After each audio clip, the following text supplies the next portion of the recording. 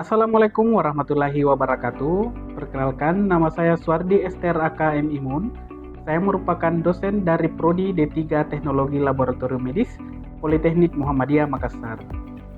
Sebagai dosen, saya wajib mengembangkan tridharma perguruan tinggi, yaitu pengajaran, penelitian, dan pengabdian kepada masyarakat.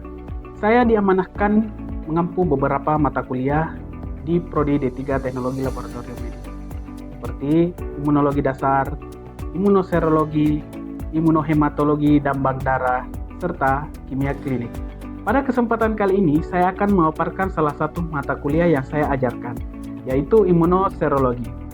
Mata kuliah ini ditujukan untuk mahasiswa semester 3 dengan bobot 2 SKS, 1 SKS teori dan 1 SKS praktikum, dengan kode mata kuliah TLM 18.3.2.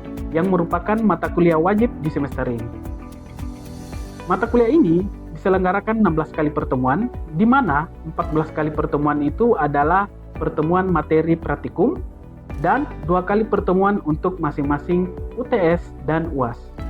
Mata kuliah imunoserologi ini akan membahas tentang sistem kekebalan tubuh bekerja dalam tubuh kita, serta bagaimana reaksi antigen dan antibodi dimanfaatkan dalam pemeriksaan laboratorium.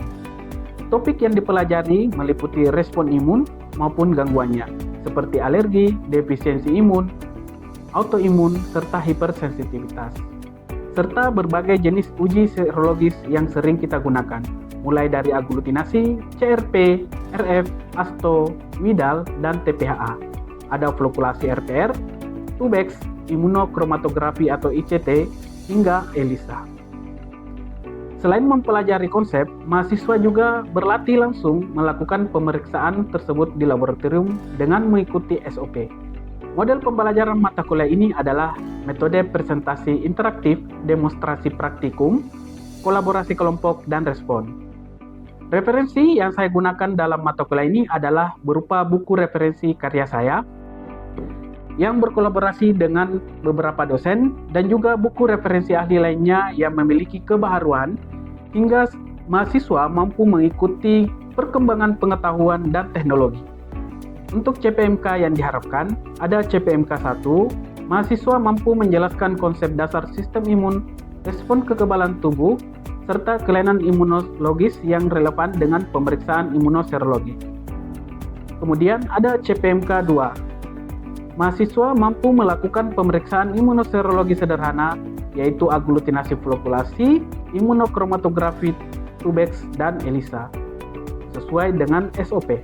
Lalu ada CPMK 4, mahasiswa mampu melakukan prosedur penjaminan mutu pemeriksaan imunoserologi sesuai dengan standar untuk menghasilkan informasi diagnosis yang tepat.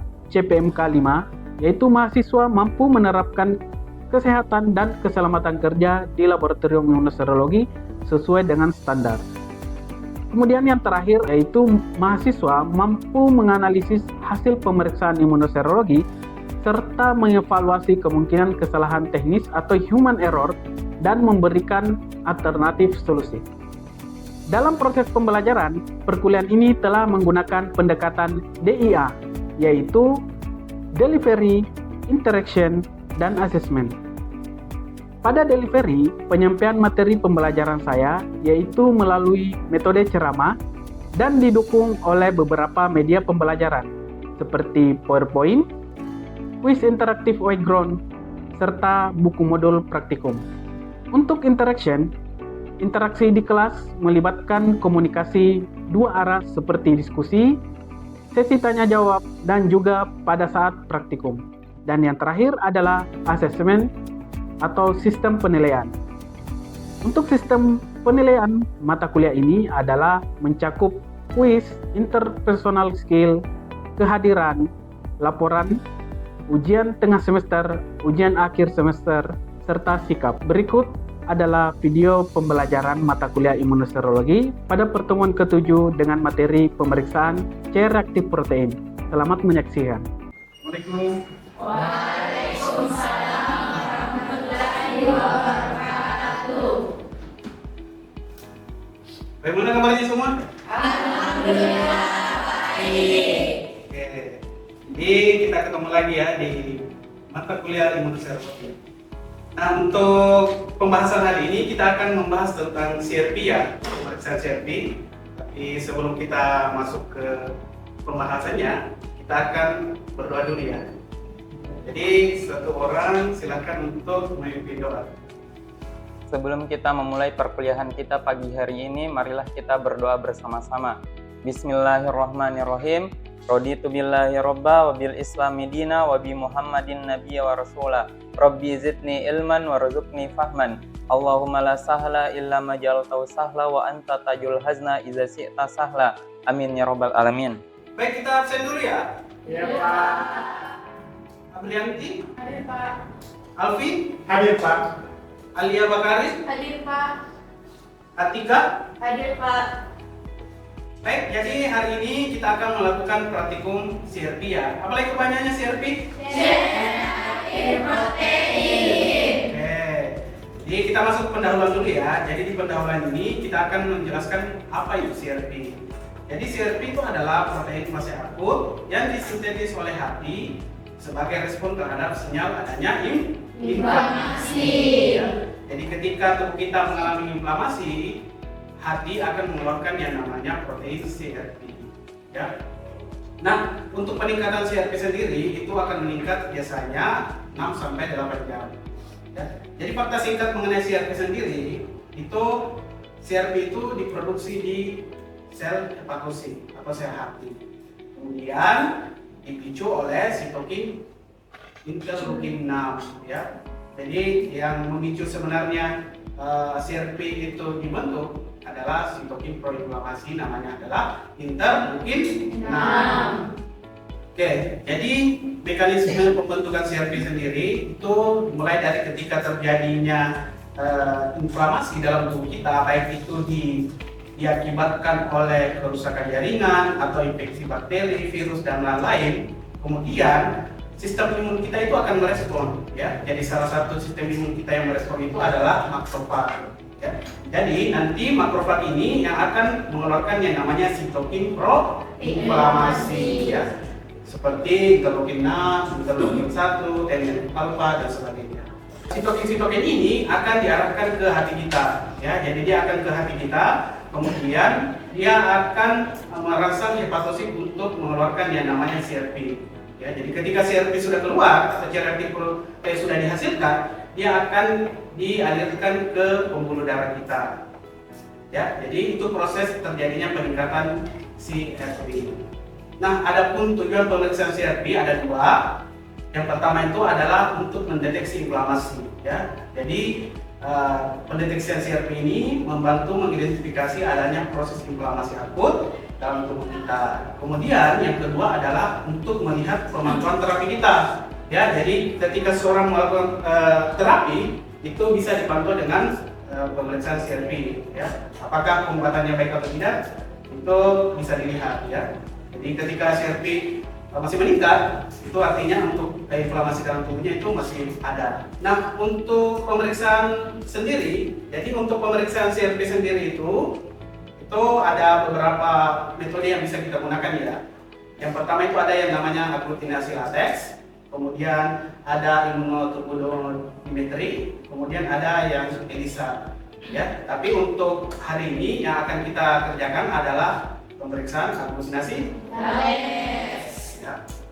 Baik, jadi adapun prinsip praktikum CRP itu metode yang kita gunakan itu adalah aglutinasi terjadi antara serum penderita yang mengandung CRP dengan partikel latex yang telah dilapisi anti-human CRP antibody.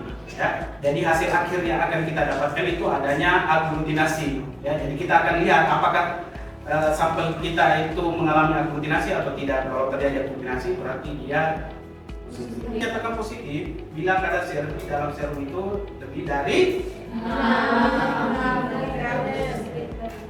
jadi 6 mg per liter. Kemudian alat yang kita gunakan atau alat dan bahan yang kita gunakan, yang pertama itu adalah slide ya. Jadi kita harus menggunakan slide warna hitam. Kemudian yang kedua adalah mikropipet, kemudian ada tip kuning. Lalu batang pengaduk, ada kontrol positif, kontrol negatif, kemudian ada reagen latex, Lalu yang terakhir adalah serum pasien dan oke. Sebelum saya lanjut, ada pertanyaan? Saya Pak. Mulai, silakan. Pertanyaan saya itu sebelumnya kan saya pernah melihat mengenai pemeriksaan HSCRP. Nah, apakah pemeriksaan HSCRP ini sama dengan pemeriksaan CRP dan mungkin bisa kita sebutkan apa perbedaan utama dari kedua pemeriksaan ini? Sakila itu pernah mendapatkan pemeriksaan HSCRP ya. Jadi dia bertanya apakah HSCRP itu sama dengan CRP? Jawabannya adalah berbeda. Perbedaannya di mana? Dari segi sensitivitasnya. Kalau HSCRP itu sensitivitasnya itu lebih tinggi, ya. Jadi dia itu bisa mendeteksi CRP yang lebih rendah lagi, ya. Jadi dia akan bisa menangkap. Kemudian untuk peruntukan pemeriksaannya sendiri juga, itu kalau HSCRP itu biasa digunakan untuk mendeteksi penyakit kardiovaskular. Jadi itu perbedaannya ya. Sudah paham? Ya Pak. Kita lanjut. Untuk prosedur praktikumnya sendiri ada dua metode yang kita akan gunakan, yaitu ada uji kualitatif, kemudian ada uji semi kuantitatif. Ya.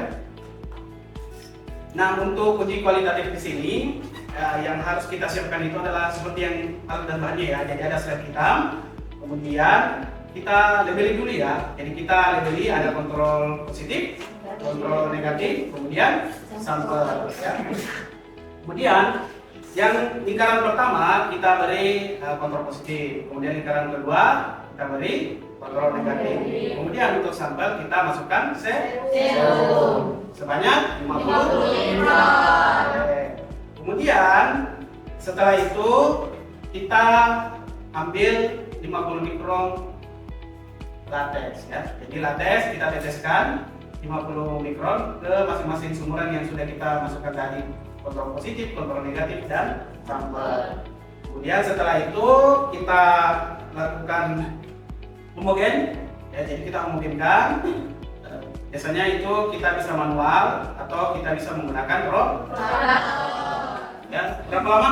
1 sampai 2 menit. Sampai 2 menit. Kemudian kita baca hasil, ada atau tidaknya Eliminasi. Kemudian untuk uji semi kuantitatifnya sendiri, ya, jadi untuk uji semi kuantitatif ini dilakukan ketika kita mendapatkan hasil positif di kualitatif. Jadi ketika tidak mendapatkan positif di kualitatif, apakah bisa dilanjut atau tidak? Tidak ya. Jadi yang bisa dilanjutkan untuk melihat titernya itu adalah yang positif. Oke. Nah, untuk prosedurnya sendiri yang kita ambil slide ya, kemudian kita tambahkan ya, kita labeli dulu. Jadi kita labeli, kemudian kita tambahkan 1/2, 1/4 dan sebagainya. Kemudian di masing-masing lingkaran itu ada 5 lingkaran ya. Kita buat 5 lingkaran ya. Jadi kita masukkan 50 mikron, masing-masing lingkaran itu adalah NaCl. Jadi kita tambahkan dulu NaCl sebanyak 50 mikron. Kemudian kita tambahkan sampel di lingkaran pertama sebanyak 50 mikron ya. Kemudian kita homogenkan, lalu kita lakukan pengincaran bertingkat namanya ya. Jadi kita pindahkan 50 mikron ke sumuran yang kedua. Seperti itu seterusnya sampai dengan yang terakhir. Yang terakhir kita ambil 50 mikron lagi, kemudian kita buang ya. Kemudian kita lakukan pengadukan untuk aglutinasinya ya. Jadi kita lakukan pengadukan, kemudian kita rotasi ya. Jadi kita rotasi sama saja dengan kualitatif ya. Jadi kita rotasi selama 1 sampai 2 menit. Ya, kecepatan berapa? 100 rpm ya. Kemudian kita baca titer tertinggi yang masih menunjukkan aglutinasi. Di kadar CRP itu cara mendapatkannya adalah kita lihat berapa titer yang kita dapatkan ya. Kemudian kita kalikan dengan sensitivitas dari reagen. Berapa sensitivitas reagennya? 6 ya. Jadi umpama dapat 1/2 berarti kita 2 kali 6. Berarti dapatnya 12. Jadi pelaporan kadar CRP-nya itu adalah 12 mg per liter.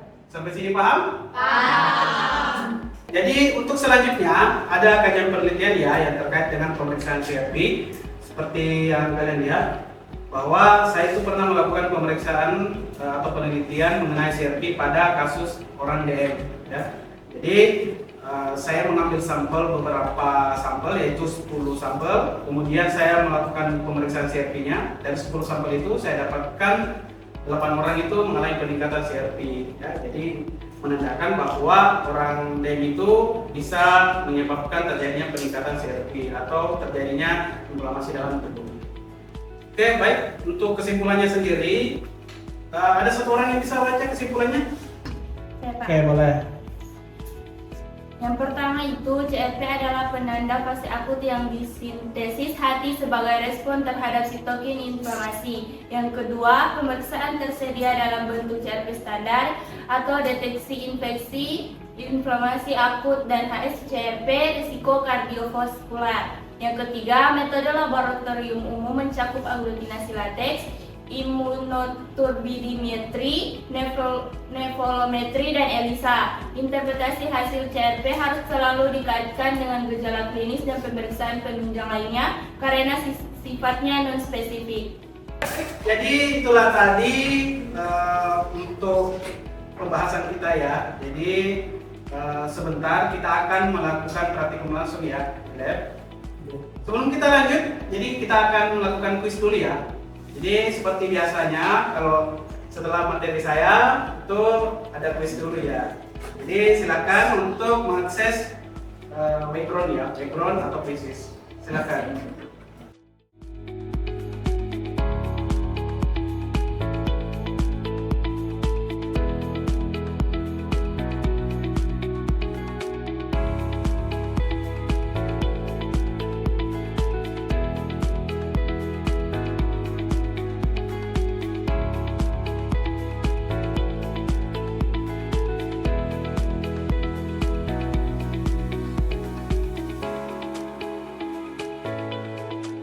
Teorinya sudah selesai, kita lanjut di praktikumnya ya.